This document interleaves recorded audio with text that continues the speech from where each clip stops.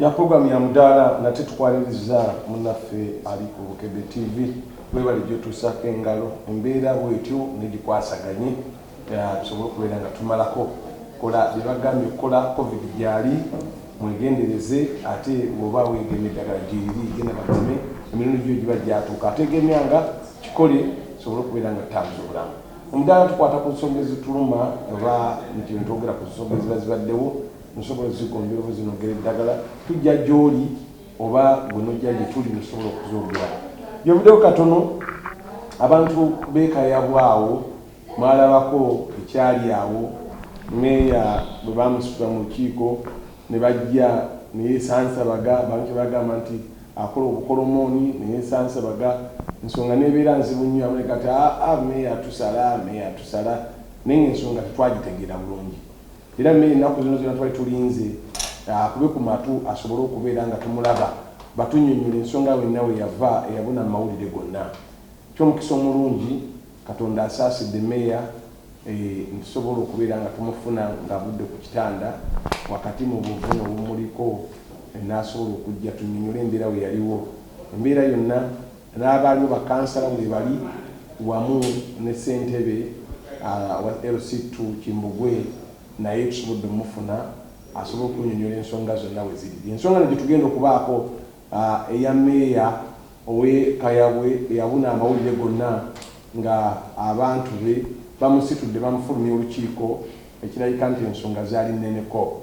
Gyetwagala tumanyi ki ekyafulumya Mmeeya mu lukiiko abantu be ne batandika ate okumuyisa obubi bwe batyo n'okumuddusa mu ddwaliro. Kantandike ne ssentebe atwala Kimbugwe atubuulire ensonga zonna gye zaava ki ekyabaako n'oluvannyuma tujja kufuna Mmeeya ne bakansala abaalimu nandiki abaasitula oba okukuba Mmeeya we bali. Bwana Kimbugwe sebo omukadde wange njagala okwebaza n'omukisa guno ogwopeereddwa okuba nga ntuuseeko wano. Nze Ssaalongo Isaya Kimbugwe omusaseri erinoonya akawogo nga nze LC2 owa Kayabwe waadi NB nga tulina LC 5 omuli Jandira Kyasa, Kasuubo, Kayabwe Town, Lukonge ze LC zenkulembera.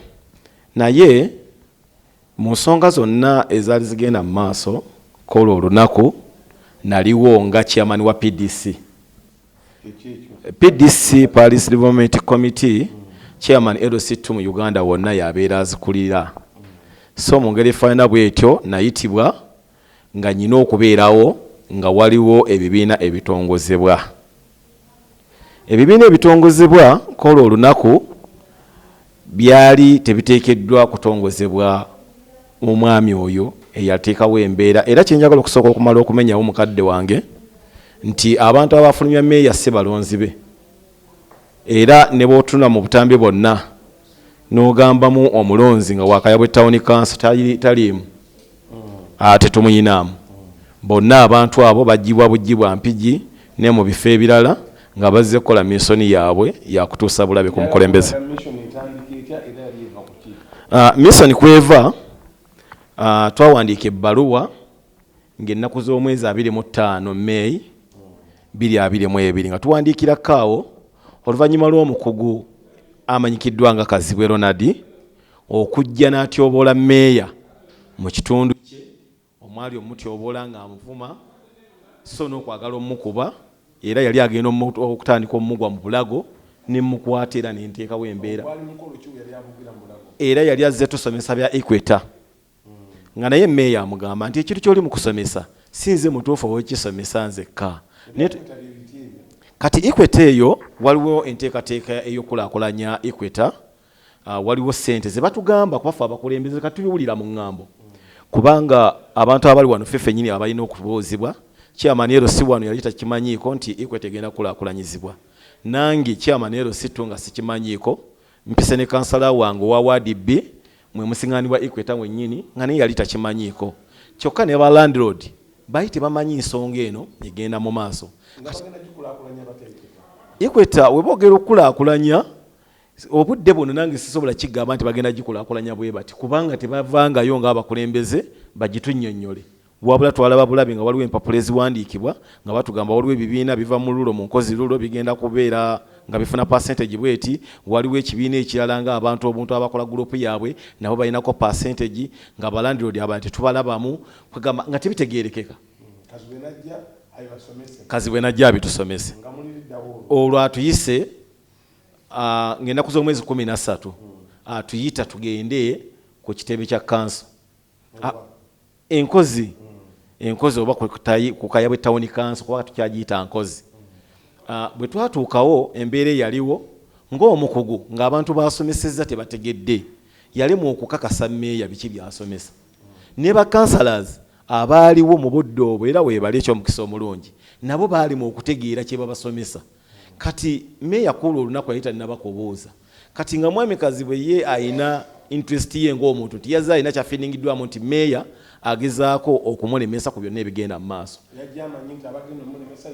ye Mmeeya kati najja yava ku bantu balina okunnyonnyola ffenna twali tuyitiddwa n'alemererwa okutunnyonnyola n'adda ku Mmeeya n'amugamba naye wandisomesezza abantu bano bazzeeyo n'enkulaakulana bagisomesa abalala nze ne bwondeka mwamikazi bwe kyamuggyako n'ayimuka agenda agwe Mmeeya mu bulago amukube amangu n'embiro olwokuba nti Mmeeya yali aniranye nayimuka era ng'atambula ne mwami Sayiraasi najja engeri y'okutaasa wabeerawo okwesika ebitogi nga bachairman twaddamu ne tulowooza mu bwangu ddala ennyo nti omuntu gwe batukubidde mu maaso ye taata bwaffe ffe engogezi zaffe ziyiwako ye katugezeeko okuteekawo embeera ey'okusaba kaawo ajje atangaze ku mbeera efaanana bweti n'omukugu we oba omukozi we abeereko n'ensonga zamukwasaganyako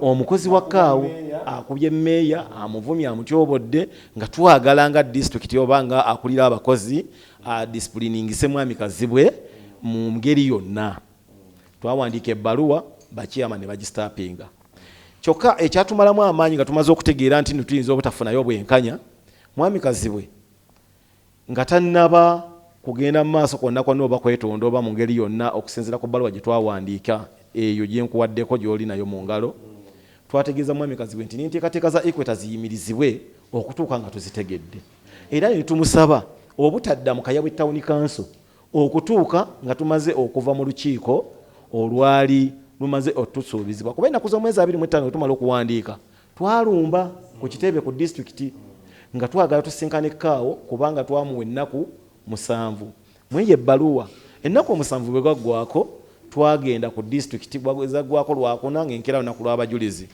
twayisawo ennaku 2 lwamukaga ne Sande ku Mande ne tukera ne tugenda bwe twatuukawo diso yajja kaawo teyaliimu yatwekweka diso najja n'atukakkanya n'atuwa insurance nti ennaku z'omwezi 14 agenda kujja amulungulula ensonga ezo ziggweewo mwamikazi bwe kyataasanyukira era kyeyagaana mwamikazi bwe zaali ennaku tezinnaba kutuuka mwamikazi bwe najja n'alumba n'agamba ye tasobola butajja mu kitundu ekyo kubagenda ku Paris Modo ekitaali kituufu era ne Paris Modo mbw'ogenda okutunuulira ebibiina ebyatongozebwa koolo byebibiina ebyo byennyini byebimu ebibadde bijja biweebwa ssente ebbanga lyonna nga bizibba naye bwe bamaliriza bano abakugu bagezi nnyo bw'amaliriza okuwa ssente omaze omutemera ekikyo kati addamu n'awandiika ebbaluwa n'akola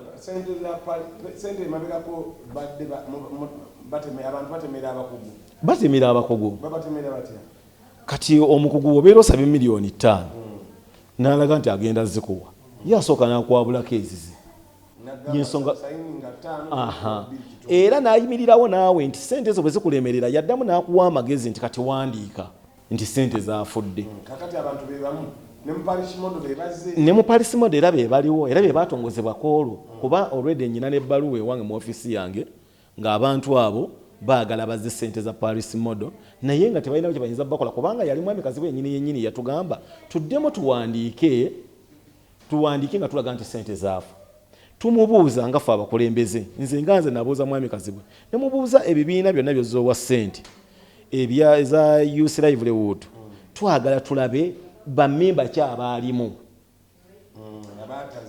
abatazza ssente kati aweewalire enya. Tumanyi nti ku mbali kimoto tubaawo oba tetubaawo. Aha. Kakati tugende maaso. Kati mwami Kazibwe tujjira mu lukiiko luno. Kakati bwe tutuuka mu lukiiko olwo twayingira mwami Kazibwe olukiiko mu bbaluwa zinda twali Mmeeya obutajja ndaba ngo twali tulabudde mwami Kazibwe obutajja mu kukola mirimu gyonna gya bukugu mu tawuni kanso taddamu okulinnyamu mu kitundu okutuuka ng'ensonga zimaze okuggwa. Mmeeya si yaluyita omwami Kazibwe era ye yalutegeka olwo olwokubiri lwe batugiramu Mmeeya n'aleeta abantu bonna be mugenda okulaba mu butambi obwo. Njagala olwasooka Mmeeya baali bamutuga. Yes. Ne mugulabula mwami Kazibwe tadda. Obutadda. Ne bayita olukiiko olwokubiri Kazibwe. Era Kazibwe mwami ategese okusomesa abantu ya parish mu. Weebale nnyo. Kati wano weewalire enya. Kati Mmeeya yategeera nti omusajja yamutuga ali awo ate najja. Mmeeya bwe yatuuka. Njagala. Mmeeya soko muwe. Mmeeya Eseba. Olukiiko lwasooka Kazibwe kigambibwa nti yakutuga. Eseba. Era ne bamulabula ne bategeeza ne kaawo nga nima nnyinza okuddamu kwa kaawo ataddamu. Naayita olukiiko olwokubiri. Omuntu eyakutuga n'otegeera nti yayisa olukiiko. Eseba. Ate nga banno bagambye nti omusajja waalina ojja. Eseba. Ekyandeeta mu lukiiko ebbaluwa eno yampeebwa vayisi wange. Kati ebbaluwa eno wampeebwa vayisi wange ng'empita neyanza nnyo ssebo omuteesiteesi wa Bukedde TV amannya gange nze Kasule Zedi Mmeeya wa Kayabwe Town Council eyalondebwa abantu bonna. Ssebo mukadde wange kusooka kwa byonna kantwala omukisa guno okwebaza Mukama Katonda ansobozesezza okuva gye nava Magombe okulaba essaawa eno ng'abantu bonna aba Kayabwe Town Council n'aba Uganda bonna n'abeggwanga bonna nga basobodde okundabako. Njagala okwebaza nnyo aba Bukedde TV abasobodde okulanga musobodde okulondoola omuntu wa wansi okumanya ebizibu ebikola ki ebiruma abantu mu bitundu ebya wansi. Era nga njagala okutegeeza eggwanga nti bassebo ne bannyabo ffe abakulembeze tunyigiriziddwa nnyo naddala fe aboogera amazima. Essebo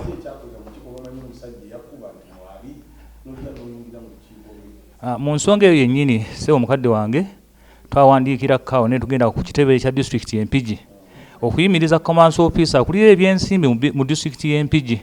Era ne tusaba nti commance officer tajja ku mulundi guno oba mutuweereze commance officer omuki omulala kuba ku disitulikiti waliba commance officer bameka babiri. Kati nze bampa ebbaluwa eno nategeera nti commance officer obwokubiri gwe twasaba yagenda okukola ki sero yankuba. Kati tuba tuli awo kubanga enkuula enkuba yakeera kutonnya saawa 5 omusomo gwatandika twatandika n'aba Centenary Bank n'awa production n'asomesa nange nenjija nga Mmeeya ne nebaza abantu bonna ba chairman LC3 ba police chief tannaba kujja potusomesa kazi tannaba kukola ki tannaba kujja. Era we namala okwogera n'okwebaza bammemba bonna nemba yanengezaako okutegeeza eggwanga nti bammemba bano si bapya mu byensimbi kubanga tulina ebibiina bya civic group bitereka neekubeera ne bikola ki ne byewola. Era ne mbakakasa nti na zino ssente tukakasa nga babadde bazituwadde sa police model bammemba ne bajja kusobola zikola ki okuzikuuma. Mu bwangu nga maze okwogera akola nga looya wa Kazibwe yajja n'ayita mwami Kalemaddeewo n'amuzza ebbali ng'ayina yoono sekretary wange n'amuyita n'amuzza wabweru tuba tuli awo nze ne chairman Musese nga ne Peter Kalemaddeewo atukoze ekyatuyise ne tugenda mu woofiisi nga balina empapula zibatusaabinga nti mwami Kazibwe yatuwawaabidde bwe twamwogerako abadde agezaako okwagala okubba ssente z'ebibiina okuva wa emabega nti abadde alina ssente z'ebibiina zaagala okuliwa okuva luddawa emabega. Kati tuba tukyali mu woofiisi tuba tukyali awo nga mwami Kalemaddeewo waliwo amukubira essimu tigamba Mmeeya ave mu woofiisi bagenda mukola ki muwambiramu. Ekyekango tekimanya muzira twadduka mangu napo okuva mu kimu woofiisi tuba twakafuluma mu woofiisi nga mwami Kazibwe azze ne Bakannyama ng'ali mu makkati ga Bakannyama ng'atambula ayingira mu hoolo wali omuki nga nze maze okwogera ng'atambula ayingira mu hoolo wali omuki omusomo. Kati mu kuyingira okudda mu hoolo nange nagenda era aba yakatandika okuwa speech ne mpanika omukono nensaba nti weekibwa command officer twasaba mukama wukaawo okugira ng'oyimiriza emirimu gya Kayabwe Town Council atuweereze command officer omupya.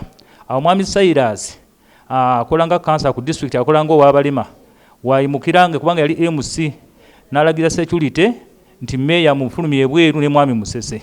Era mu ddakiika eyo nnyini nali naakayimirira Bakannyama ne bansalako nga baali bawera Bakannyama nga 15 ne bansitula okuntwala ebweru. Mu kuntwala ebweru abaali Bakannyama era baali basajja, mu kuntwala ebweru awo wennyini nga bansitudde Bakannyama nga banneetoolodde nga babalwanyisa mwami Musese kubanga baali baagala kusooka kumpisa mu ddirisa. Mwami Musese n'abantu bavuga nti mujja kuyisa Mmeeya waffe mu ddirisa. Kati olw'okuba nti baali Bakannyama abalala nga bali mu kukola ki mu kunyiga nsigo, omusajja n'ankwatira ddala nga yagala kukulayo busajja bwange. Naye nga mutuufu ngezaako okulwana ate nga nabano bennyini bamwami Musese ne Deo tebategeera basajja bali kye bakola kye bankola. Era njagala okutegeeza eggwanga nti eggwanga lya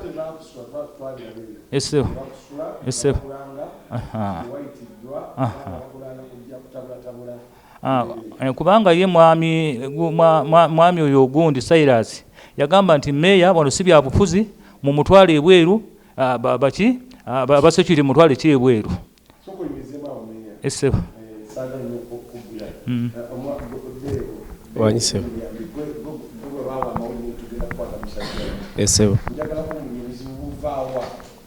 Kakati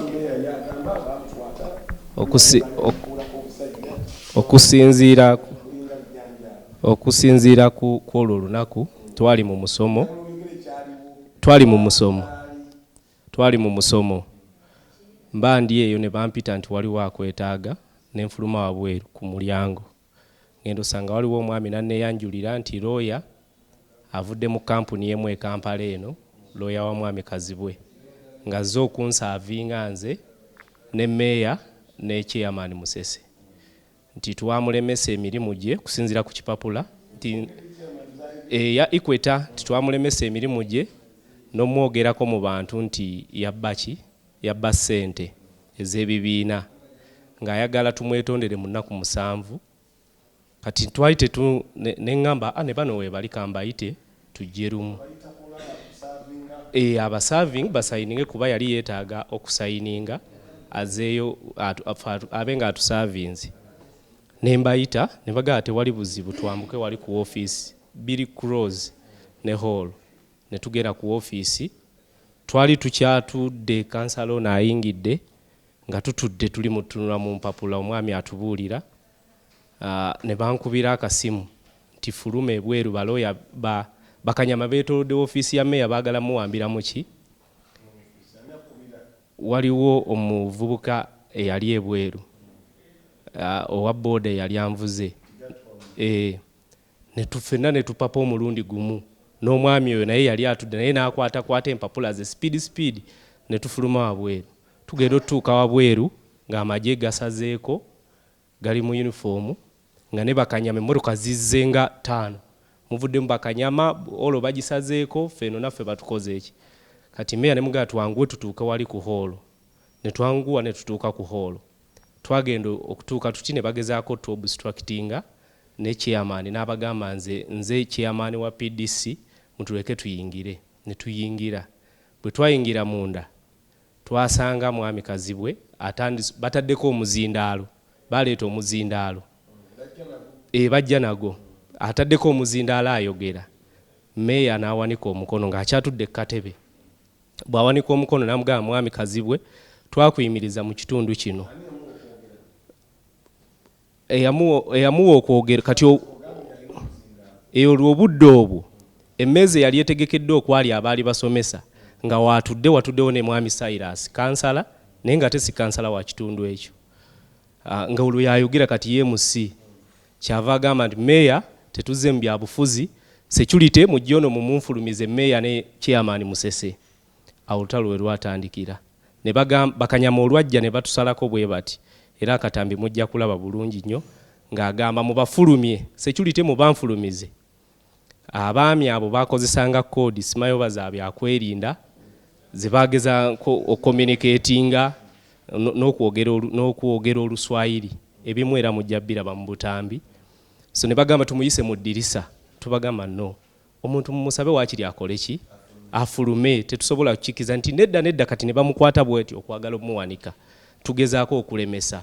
Kati bwe twalemesa awo mu kannyonnyole gano ono chairman Musese ye ne bamukwata ne bamuzza side eri, kati ne tusigalawo babiri, nze ne kansala omulala, kansala Maliseeri, ne tugezaako okulemesa naye nga abasajja balina amaanyi. Kati ne bamukwata, omu yabeeranga amunywezezza bw'ati mu mpale ng'alaajana naye nga tetumanyi kigenda mu maaso paka we yaggwamu amaanyi n'agwa wansi. Kye yaddamu okwogera nti mpulira omuliro munzigyemu engoye, ne tumufulumya paka ebweru. Ensonga eva ku Equator, nsonga ya Equator eyo omukulu oyo mwami Kazibwe olukoloboze lw'enjuba, mwami Kazibwe yajja ne baleeta ebipapula nti baagala kugikulaakulanya, naye mu kugikulaakulanya nga baagala okuteekawo n'ebisale, era baabituleetera nti munnansi agenda sasula nga 15,000 bw'ojja ne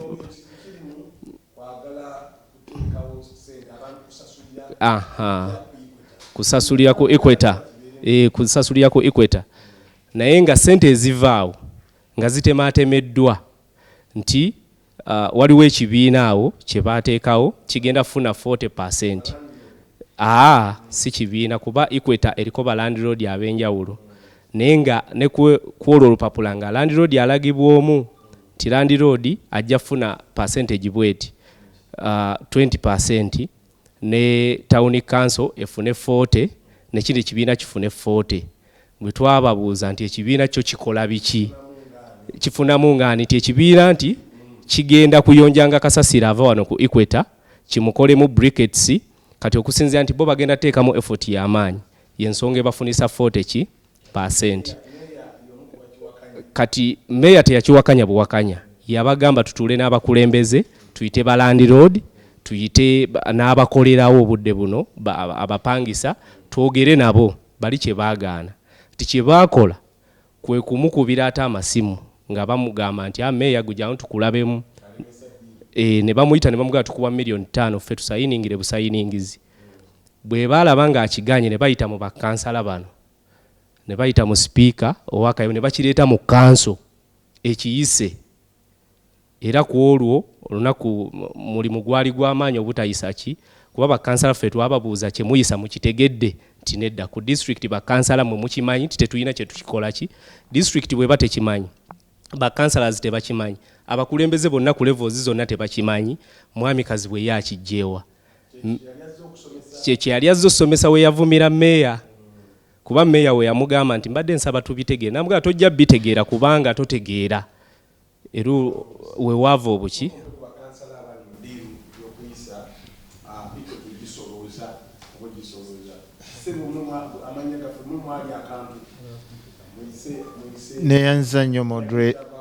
neyanzannyo moderator wa Bukedde, erinnya kansala Kawesa Siraje Kayabwe Ward B. Nange mu bufunze ekiviirako ddala obuzibu bwonna, puroguramu ey'okulaakulanya Equator yevaako ekinyusi kyonna, naye nga tekulaakulanyizibwa mu bulambulugufu.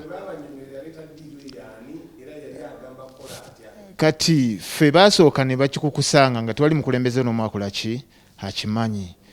Kati ffe tugenda okukigwamu nga bo bakireese ku kimplementinga, nga baagala bwagazi signatories zokka z'aba local leaders omuli ba Mmeeya ne ba councillors kubateerako kuyisaamu kiki ekintu kyabwe kye baateekateeka nga tewali mukulembeze akola ki akimanyi. Kati problem weviira ddala baasooka ne bayita olukiiko, Mmeeya tebaamuyita, waliwo ba councillors be baakola ki be baayita, of which nze no ndowooza tetwalimu, ng'ate Equator weeri nga nze kansala akola ki atwalawo Kayabwe Ward B, kuba Equator eri mu Kalagala Kikutuzi. Kati bwe baleeta waliwo memorandum gye baakola of understanding kwe bagenda okusinziira okulaakulanya ki Equator. Tubabuuza okulaakulanya kwe bagamba era twagenda okukyanalyzinga oba okukyekenneenya nga mazima enkulaakulana ya fojari kubanga bagamba zino monuments bino ebisaako ebyo nga bagamba bagenda kuteekawo ekikolerako sayidi emu kwa 22 kitegeeza nti nga batugamba baali bakwataganye ne landlord oweeyo sayidi ey'ekyengulu kati nga bagamba bagenda kuteekako obutebe then bateekawo pavers kati nga ye enkulaakulana olaba yeetoloodedde ku kasaako kokka kati nga yeekubisawo ekifaananyi bagamba abannannyini nsi oba ffe abatuuze omwana omuto asasula sengi 5 omukulu 1,000 then bano ba foreigners 3,000 naye yenna kati bo nga bagamba munnayuganda ng'ovudde mu Uganda oyogera Luganda n'olulimi olunnansi ng'osasula sengi 5 omwana no kati nanti ebyo byonna betwekkaininyanga tusobola okuba nti olaba ndi munnayuganda naye nga identity yange siri munnayuganda nga aliwo bubeezi mutuuze kati ng'ebyo ebyo tebabinnyonnyodde buki bantu kwe tugamba